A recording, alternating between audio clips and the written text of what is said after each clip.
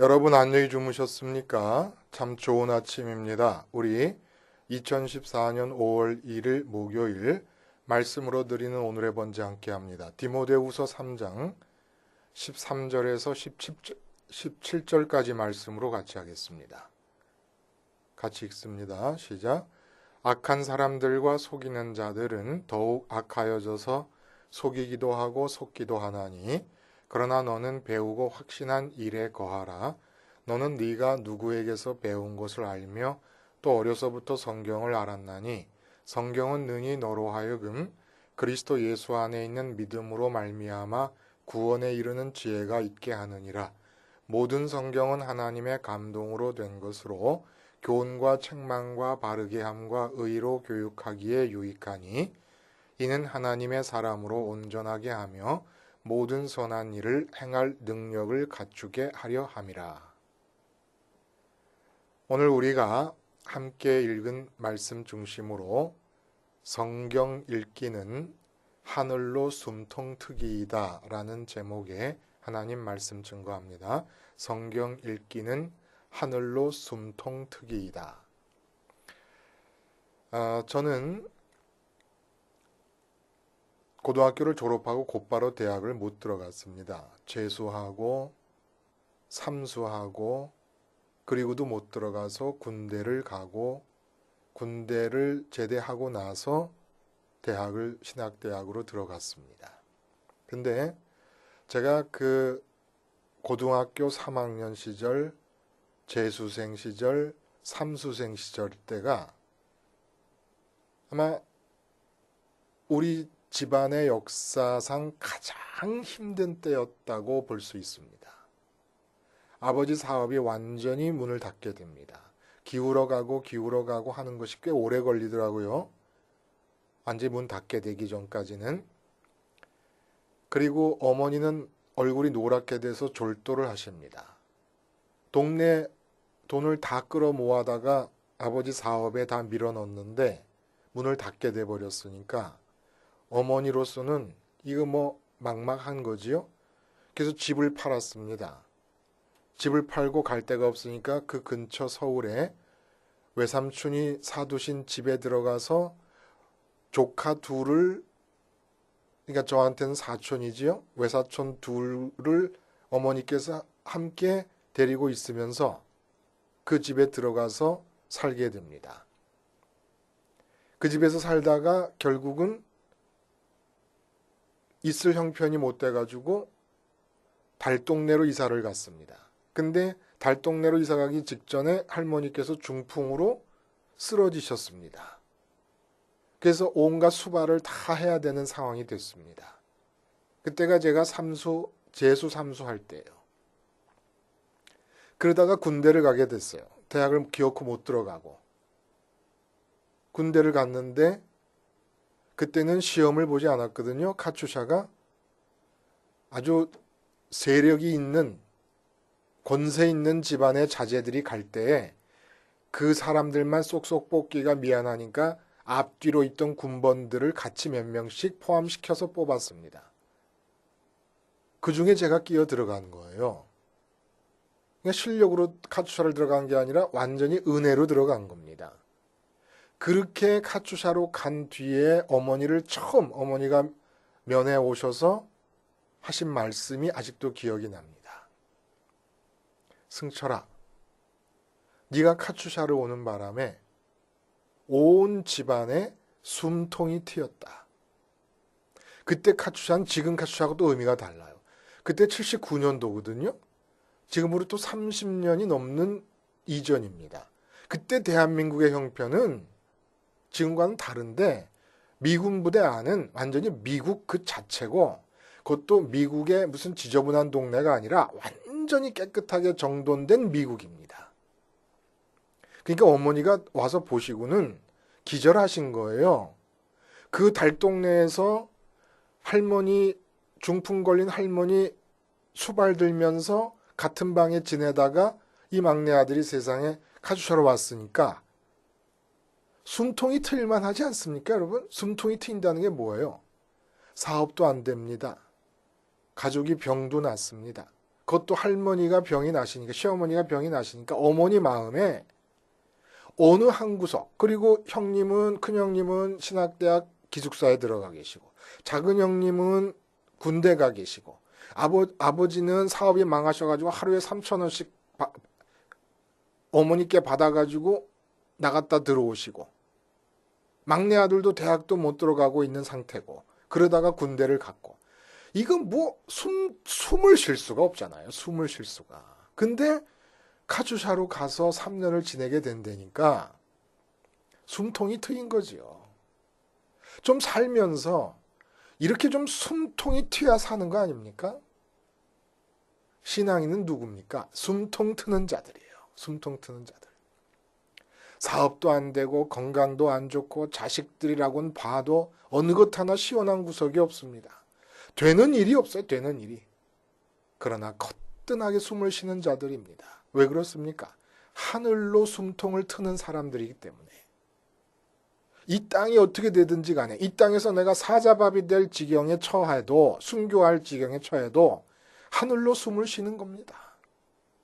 하늘의 숨통을, 스테반 집사님이 돌에 맞아 죽는 동안에 무슨 이 세상적으로 보면은 사방이 꽉 막힌 상태 아닙니까? 이제 죽어야 될 상황이에요. 죽어야 될 상황이라는 게 사방이 막힌 상황 아니겠습니까? 질식해야 돼요. 그런데 뻥 뚫린 통로를 통해서 하늘로 숨통을 트시고, 세상에 여유 있다, 여유 있다. 그렇게 여유 있을 분이 누가 있겠습니까? 돌에 맞아 죽는 가운데서도 돌로 치는 자들을 향하여 용서를 구하면서 하나님께로 갑니다. 신앙인이에요.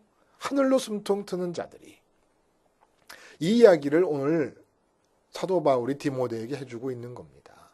앞으로 박해가 주어질 것이고 엄청난 고난이 함께하게 될 텐데 너는 숨통 트는 사람으로 살아라.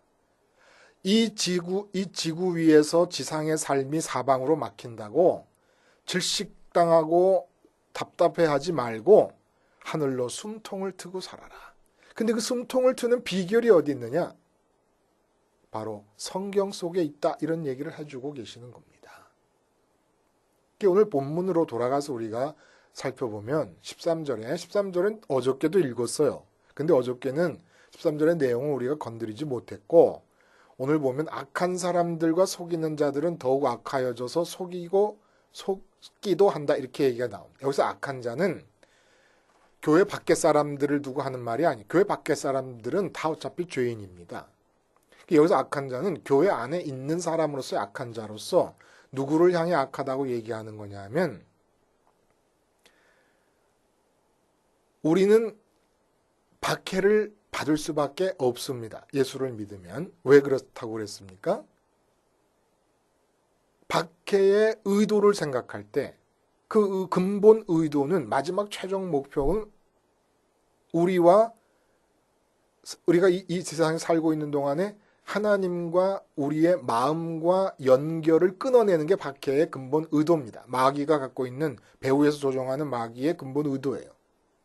근데 이 의도가 있기 때문에 우리가 로마 시대의 박해 같은 게 없어도 계속 박해를 받고 있습니다. 어떤 의미에서? 우리 삶에서, 이 지구 위에서 일어나고 있는 하루하루 삶에서 끊임없이 하나님과 내 마음의 연결을 끊을 만한 위협적인 일들이 발생하고 있으니까, 내 마음의 관심을 하나님으로부터 뺏어가는 대상들이 끊임없이 내 앞에 나타나고 있기 때문에 연결이 끊어질 수 있는 박해적 현실이 계속 주어지고 있다는 겁니다. 그러니까 그 박해의 긴장 속에 사는 거예요. 무슨 말입니까? 어떻게 내가 직장에 나가서 돈을 많이 벌 것인가가 목적이 아니고, 어떻게 사장님께 잘 보여서 내가 승진할 것이냐가 목적이 아니라, 어떻게 직장에서 사장님 앞에서, 부장님 앞에서 내가 과장으로서 직장 생활을 하고 있는 동안에 내 마음과 하나님과 연결이 끊어지지 않을까라고 하는 과제를 안고 가는 겁니다. 가정에서도 마찬가지예요. 어떻게 자식을 기르면서 아내와 남편이 부부로서 살아가면서 상대방에 의해서 하나님과 내 마음의 연결이 끊어지지 않을 수 있게끔 지속할 수 있을까? 이게 과제인 거예요. 어떻게 좋은 남편이 되고, 어떻게 좋은 아빠가 되고, 좋은 아내가 되고 엄마가 되느냐, 이게 과제가 아니라 어떻게 자식 앞에서 내가 하나님과의 연결을 끊지 않을 수 있을까? 어떻게 남편과 아내 앞에서 하는 연결을 끊지 않을 수 있을까라고 하는 것이 신앙인인데, 이 박해적 긴장감을 완전히 해소시켜버린 자들이 악한 자들입니다. 무슨 얘기입니까? 하나님의 이름은 입으로 부르고 있는데 마음에서 살아계신 하나님과의 연결을 포기해버리고 마음은 돈으로 연결을 해버린다든지 이 세상에서의 형통으로 연결을 해버린다든지 이 세상에서 이루고 싶은 소원과 꿈과 비전에 연결을 시켜버리는 이런 경우, 그러면서 하나님의 이름을 부르는 경우가 이게 악한 경우고, 이런 상태에서 말하는 모든 말씀들이 다 속임수라는 겁니다. 아무리 하나님과 예수님의 얘기를 해도 다 속임수고, 그리고 내가 그렇게 이 박해적 긴장감을 해소시켜버리고 하나님과 어떻게 하든지 어디서든지 끊어지지 않고 연결하려고 하는 이 각오와 긴장감이 해소된 채로 이 세상에서 돈 많이 벌어야지, 사업 잘 되게 해야지, 뭐 형통해야지, 이러한 식으로 마음이 연결되어 있는 상태에서 그렇게 잘못 연결된 사람들이 전하는 말씀을 듣는 것이 이게 바로 속는 거라는 얘기예요. 스스로 속고 있으니까 남에게도 속는 겁니다. 그리고 그렇게 하나님의 이름을 부르지만 마음이 하나님과는 다르게 다른 것을 좋아하는 것, 이 연결된 거거든요. 마음이. 그래가지고 그 연결 상태에서 말씀을 전하는 거 다 속임수라는 거예요. 그러니까 악하다는 얘기를 하는 것은 이 세상적인 기준과 달라요. 원래 선한 분은 하나님 한 분뿐입니다. 그러므로 우리 인간의 선함이라는 것은 선하신 하나님과 연결될 때, 하나님의 선하심에 참여될 때에 우리에게도 선함이 적용되는 거예요. 지금 우리 인간에게는 선함이 존재할 수가 없습니다. 자, 그러기 위해서 너는 그렇게 악한 자가 되지 않고 끊임없이 하나님과 어디를 가든지 무엇을 하든지 누구 앞에서든지 하나님과의 연결을 지속해 나갈 수 있기 위해서는 어떻게 해야 되느냐? 배우고 확신한 일에 거하라는 얘기입니다. 배우고 확신한 일에 거하라. 여기서 배우고라고 하는 말이 가리키는 내용은 뭘 배웠느냐? 외할머니 루이스와 어머니 유니게로부터 이 모계로 이어져 내려오는 구약 성경의 내용을 배웠다는 얘기입니다. 그리고 확신한 일에 거하라는 얘기는 무엇입니까? 사도 바울로부터 예수 그리스도가 십자가에서 죽으시고 부활하시고 승천하셨다는 복음 사실을 듣게 됩니다. 이게 바로 확신한 일입니다. 주님께서 나를 위해 죽으셨다. 그리고 부활하셨다. 그리고 승천하셨다. 본 적은 없습니다. 직접 체험한 게 아닙니다. 그러나 사도 바울이 전한 말씀을 듣고 확신하고 있습니다. 이 두 가지 일에 거하라는 거예요. 그럼 이 두 가지 일이 어떻게 서로 연관이 되느냐? 15절에 말씀하십니다.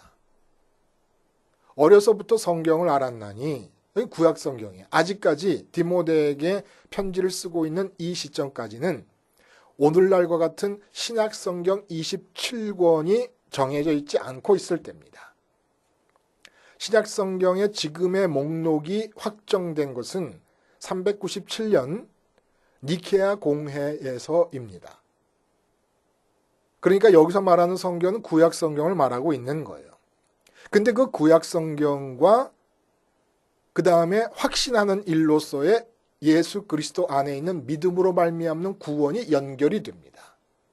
어떻게 말씀하냐면은 성경은 능히 너로 하여금 그리스도 예수 안에 있는 믿음으로 말미암아 구원에 이르는 지혜가 있게 하느니라. 이게 무슨 얘기입니까? 사도 바울 자신의 얘기를 하는 거예요. 바리새인으로 열심을 부리고 살고 있을 때 구약 성경에 정통한 사람이었습니다. 그러다가 다메섹 도상에서 예수 그리스도를 만납니다. 부활하신 주님을 만납니다. 그리고 주님의 십자가 사건과 부활과 승천의 연쇄 사건과 구약이 접목이 됩니다. 알고 있었던 구약 성경이. 그래서 구약 성경 전체의 의미가 완전히 달라져 버리는 거예요. 주님의 십자가와 부활과 승천 사건으로 인해서. 그러니까 그 전에 알고 있던 구약 성경이 아니고 십자가 입장에서 바라보는 구약 성경. 그 구약 성경이 어떤 의미를 갖느냐? 주님에 대한 믿음을 통해 이르는 구원. 있지 않습니까? 우리 마음이 십자가에서 죽으신 주님께 연합하게 될 때 부활하신 주님과 연합하고 승천하신 주님과 연합해서 우리 마음이 이 세상을 빠져나갑니다. 이게 구원이에요. 이 세상 바다에 빠지지 않고 마음이 빠져나가는 게 이게 구원입니다. 그렇게 되면 이 세상에 몸으로 살게 되는 삶은 하나님의 뜻에 의해서 움직이게 되는 겁니다. 이게 구원받은 상태인데 성경이 어떤 역할을 하냐면 구약 성경이 그전에는 그런 걸 몰랐는데 전부 다 예수님의 십자가와 부활과 승천 사건을 조명하고 있더라 이겁니다. 창세기부터 말라기까지가 다. 이게 바로 지혜에 이른다는 거예요. 예수님을 믿고 얻는 구원을 조명해주고 있고 그리고 그것이 왜 예수님의 사건이 그렇게 일어나야만 됐었는가에 대한 타당성과 당위성을 내 마음속에 깊이 새겨놓을 수 있도록 또렷하게 드러내주고 이게 바로 지혜라는 겁니다. 밝음이 있는 거야. 예수님의 십자가 사건에 대해서 밝음이 있게 이해하게 된다는 겁니다. 절대적인 유일성, 절대적인 진리성, 절대적인 타당성, 예수님의 십자가 사건 그렇게 깨달은 지혜로부터 나온 것이 로마서입니다. 율법과 복음, 행위와 믿음 이런 게 다 갈라디아서의 내용이라든지 이런 게 다 지금 사도 바울이 그렇게 알고 있었던 구약 성경과 예수님의 십자가 사건이 서로 연결이 되면서 구약 성경 전체가 다 그리스도 사건을 향하고 있다는 것을 깨닫게 되면서 나온 이야기들이 로마서, 갈라디아서 같은 것들이고 바울 서신 곳곳에 스며 있는 내용들이라 이겁니다. 그러니까 여러분 말씀드렸잖아요. 성경을 읽는다는 것은 뭘 뜻하느냐? 성경을 해석한다는 것은 모든 성경 구절에서 예수님의 십자가 사건을 발견해내는 것입니다. 오늘 그 얘기를 하는 겁니다. 성경을 읽으면 그 속에서 예수님의 십자가 사건과 그 십자가 사건에 대한 믿음과 그로 인한 구원으로 성경이 나를 이끌어 간다는 거예요. 그걸 해석하게 하고 십자가 사건의 당위성을 다시 한번 내 마음속에 되새기게 되고 우리가 아침마다 성경을 읽으면서 말씀을 나눈 이유가 바로 그겁니다. 모든 성경을 통해서 십자가를 보는 거예요. 이렇게 십자가를 모든 성경을 통해서 계속해서 봐나갈 때 십자가 사건이 계속 오늘 나의 사건이 되는 겁니다. 이게 일어나지 않으면 십자가 사건 자체를 기억하고 있어도 십자가 사건이 살아있는 사건이 될 수가 없습니다. 그냥 기억 속에 묻혀버려요. 역사적인 사건들이 그런 것처럼. 그래서 모든 성경이 이걸 향하고 있어요. 근데 여기서 포인트가 뭐냐면 성경이 하나님의 감동으로 되어 있다 이렇게 얘기를 합니다. 그러니까 성경을 읽을 때 십자가를 발견하게 되는데 십자가가 어떤 것이라는 걸 알게 되는 것 이게 바로 지혜라고 얘기하는 거예요. 이렇게 알게 되는데 이렇게 십자가를 알게 되는 이 일이 뭐냐 하면 숨통특이라는 얘기를 하는 겁니다. 왜 그렇습니까? 16절에 보면 모든 성경이 하나님의 감동으로 된 것이다 이렇게 얘기를 합니다. 하나님의 감동으로 됐다라고 하는 이 하나님의 감동으로라고 하는 이 단어가 헬라어 단어의 원어의 그 뜻을 보면 하나님의 호흡하심으로 라는 뜻입니다.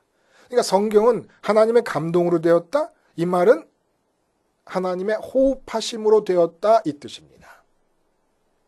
하나님의 호흡하심을 통하여 성경이 이루어졌다. 이게 무슨 말인가를 가장 확실하게 우리에게 증거해주는 사건이 있습니다. 무슨 사건이냐면 예수님께서 부활하시고 나서 제자들이 무서워가지고 다 벌벌 떨면서 모여있으면서 문을 잠그고 있지 않았습니까? 근데 문도 노크도 하지 않으시고 열리지도 않았는데도 그 안에 들어오십니다. 들어오셔서 하신 게 뭐예요? 너희에게 평강이 있을지어다. 요한복음에 그렇게 평강이 있을지어다라고 말씀하신 뒤에 그 다음에 하신 게 뭡니까? 후 하고 입김을 부십니다. 제자들을 향해서. 그런 다음에 하신 말씀이 성령을 받으라 이렇게 얘기하십니다. 하나님이신 주님께서 숨을 내쉬시면서 성령을 받으라고 얘기를 하십니다. 그리고 이 말씀, 이 사건 이후에 베드로는 성령을 받고 나서 뭐라고 사람들에게 얘기하냐면 너희가 예수를 믿고 죄사함을 받으라. 그렇게 되면 개역 한글 성경에는 유쾌하게 되는 날이 임할 것이다. 개역 개정 성경에는 새롭게 되는 날이 임할 것이다 라고 하는데, 이 유쾌하게 된다, 새롭게 된다라는 이 말이 영어로 리프레싱이거든요. 리프레싱. 리프레싱이라는 말은 우리가 답답하게 있던 방 안에 있는 공기를 창문을 확 열어가지고 밖에 신선한 공기가 싹 들어올 때, 이게 리프레싱 아닙니까? 그래서 이것도 헬라의 원어의 뜻을 보면 하늘을 향해 호흡한다는 뜻입니다. 하늘을 향해. 보세요. 주님이 누구십니까? 말씀이 육신이 되신 분, 말씀의 총화이십니다. 근데 그 말씀이신 주님께서 숨을 내십니다. 그리고 성령을 받으라고 얘기하십니다. 성경이 뭡니까? 하나님의 말씀입니다. 이 말씀이 뭘 하고 있는 겁니까? 우리에게 숨을 내뿜어내고 계시는 거예요. 주님, 말씀의 총화이신 주님께서 숨을 내뱉으시면서 우리를 향하여 숨을 뿜어내시는 것처럼 성경을 읽을 때 성경 말씀이 우리에게 숨을 내뿜고 있는 겁니다. 하나님의 호흡을 내뿜고 있는 겁니다. 왜 그렇습니까? 이 세상 어디를 가도 하늘을 호흡할 수 있는 구멍이 없습니다. 돈을 많이 벌어도 하늘을 호흡하는 게 아니에요. 대통령이 되고 장관이 돼도 하늘을 호흡하는 게 아니에요. 훌륭하고 유명하고 명예스러운 사람이 된다고 하늘을 호흡할 수 있는 게 아닙니다. 오직 주님을 통해서만, 주님께로 향하고 있는 말씀을 통해서만 하늘이 호흡될 수 있는 겁니다. 그래서 모든 성경에서 하늘의 기운을 내뿜으로써 마치 인공호흡하듯이 하늘이 우리를 인공호흡시키는 사건이 성경 읽기라는 거예요. 그래서 하늘로 마음의 숨통이 터지는 겁니다. 성경을 읽을 때 우리는 성경에서 뭘 발견합니까? 모든 성경 기전에서 주님의 십자가 사건을 발견하게 됩니다. 아, 이 성경을 읽다 보니, 성경의 이 부분을 읽다 보니까 왜 주님의 십자가 사건이 내게 일어나야 됐고 나의 사건이 되어야 되는가 하는 걸 깨닫게 된다. 그러므로 내 마음이 십자가에 옮겨집니다. 십자가에 옮겨지자마자 부활과 승천하신 주님을 따라 하늘로 가게 됩니다. 그러면서 내 마음이 하늘을 호흡하게 되는 거예요. 하늘을. 그래서 모든 성경 읽기는 결국은 하늘을 호흡하는 것입니다. 근데 우리가 착각하는 게 있어요. 성경을 읽다 보면 이 세상에 대해서 내 문제에 대해 답을 얻었다. 뭐 이렇게 생각을 합니다. 무슨 자기계발서라든지 뭐 전문 분야에 대한 어떤 조언을 주는 그런 책으로 이해할 때가 있습니다. 그거 아닙니다. 이 상황에 대한 답을 주는 게 아니라 내 마음이 일단은 하나님 자신이 답입니다. 하나님으로 호흡하는 거예요.